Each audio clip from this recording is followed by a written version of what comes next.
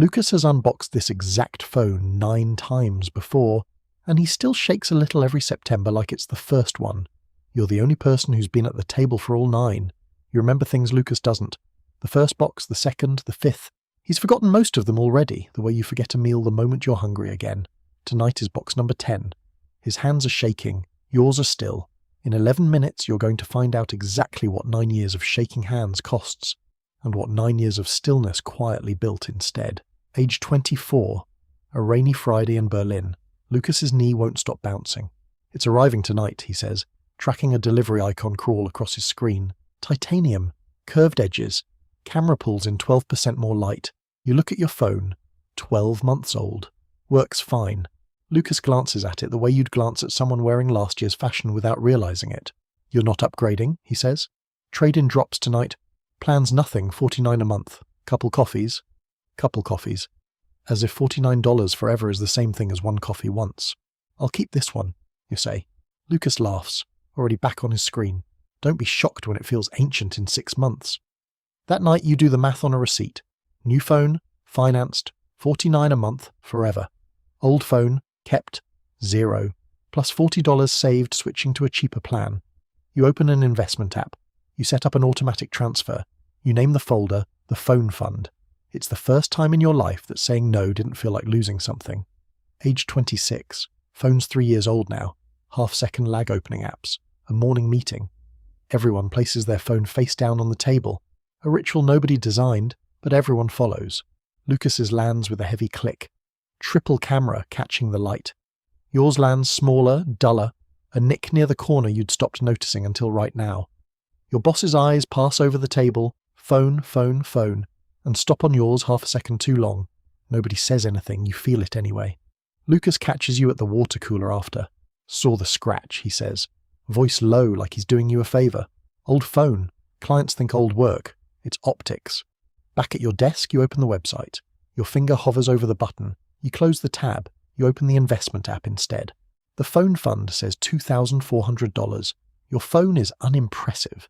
It's also paid for in full, owing nothing to anyone. A feeling Lucas has never once had about anything in his hand. Age 28. Phone's 5 years old now. No more major software updates. Battery health 76. You carry a power bank in your jacket pocket like a second heartbeat. Saturday night. A restaurant in the centre of Berlin. Low lighting, candles, Emma's friends talking about Spain, and natural wine. Food arrives. Everyone reaches for their phones at once. The table fills with the latest models, glowing like jewellery under the candlelight. You take yours out to photograph Emma. The camera app takes 3 seconds to open. Julian, designer sweater, easy smile, watches your screen come alive. Is that the 13 Pro, he says. Wow, my little brother had that one in high school. Someone laughs. Emma looks down at her napkin. You watch her cheeks go pink in a way that has nothing to do with the candles. On the train home, she stares out the window at the dark city sliding past. My dad upgrades next week, she says quietly. He doesn't use his personal discount. I could ask him to pass it to you. You'd basically get the new one for free. She thinks you carry a 5-year-old phone because your account is empty. Thank you, you say, but I don't need a new phone. I know, she says, turning to face you. But it's how you present yourself. When we're out with my friends, it just looks like you don't care. You don't argue. You don't tell her Julian pays $70 a month for the phone he flashed at the table, on a sweater he's also still paying off. Back at your apartment, the battery icon glows red. 4%. You think about her pink cheeks the whole walk up the stairs. You open your laptop in the dark. Investment account. The number staring back. $48,000. You look at the dying phone in your other hand. The world calls it trash. That trash is the reason the other number exists. Age 31. Phone's 8 years old. Charging port's loose. You've learned the exact angle the cable needs at night. 4 degrees outside, a Tuesday morning.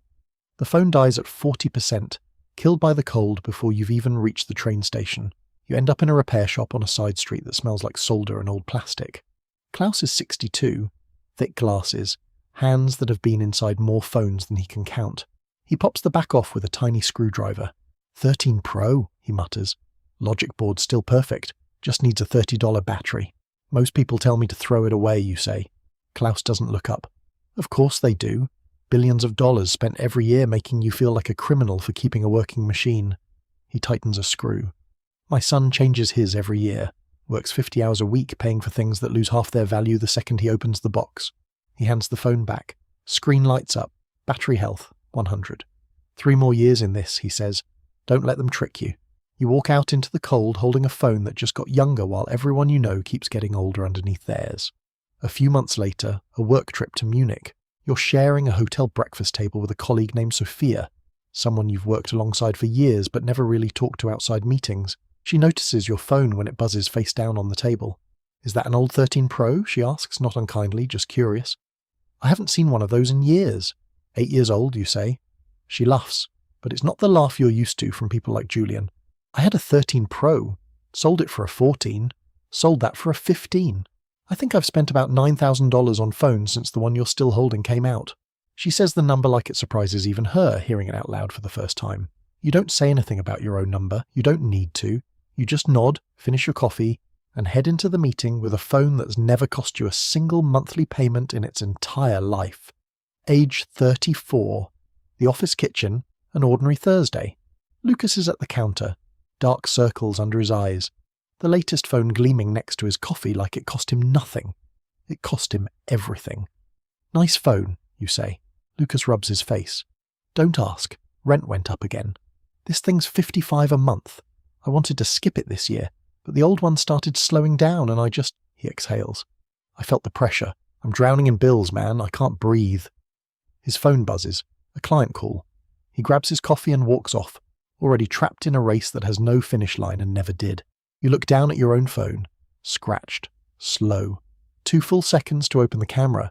You open your laptop instead. The phone fund. $142,000. You didn't get lucky. Nobody handed you anything. You looked at a piece of glass and refused to let it decide who you were. Lucas is still at his desk an hour later, on hold with his finance company, asking if he can push this month's payment to next week. You walk past with your coffee.